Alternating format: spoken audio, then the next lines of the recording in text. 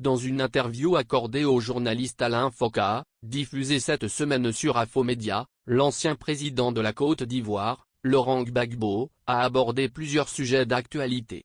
Il s'est notamment exprimé sur la récente création de l'Alliance des États du Sahel, AES, une initiative née du retrait du Burkina Faso, du Niger et du Mali de la Communauté économique des États de l'Afrique de l'Ouest, CEDEAO.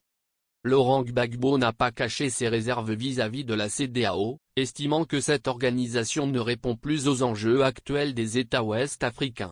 Selon lui, la CEDEAO ne s'adapte pas aux problèmes auxquels sont confrontés ses membres. Il justifie ainsi le départ des 3 pays en affirmant « Quand vous n'êtes pas capable dans une communauté de vous mettre ensemble pour chercher de solutions aux problèmes qui se posent, ne vous étonnez pas que les gens vous quittent ». L'ancien président ivoirien a donc critiqué l'absence d'une force militaire régionale capable de combattre efficacement le terrorisme, une menace qui pèse lourdement sur plusieurs pays de la sous-région, dont le Togo.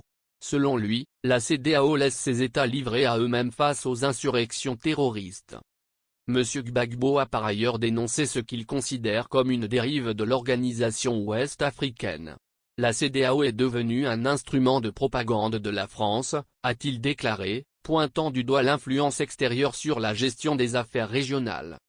Alors qu'il envisage de se porter candidat à la prochaine élection présidentielle en Côte d'Ivoire, malgré qu'il soit pour l'heure déclaré non-éligibilité, Gbagbo n'a pas exclu la possibilité que son pays rejoigne l'AES s'il était élu. Il a en outre souligné l'importance de résoudre des questions pertinentes, telles que la création d'une monnaie commune, un projet qu'il juge prioritaire pour l'Afrique. D'après lui, il est inutile de rester dans la CEDEAO avec plusieurs monnaies différentes.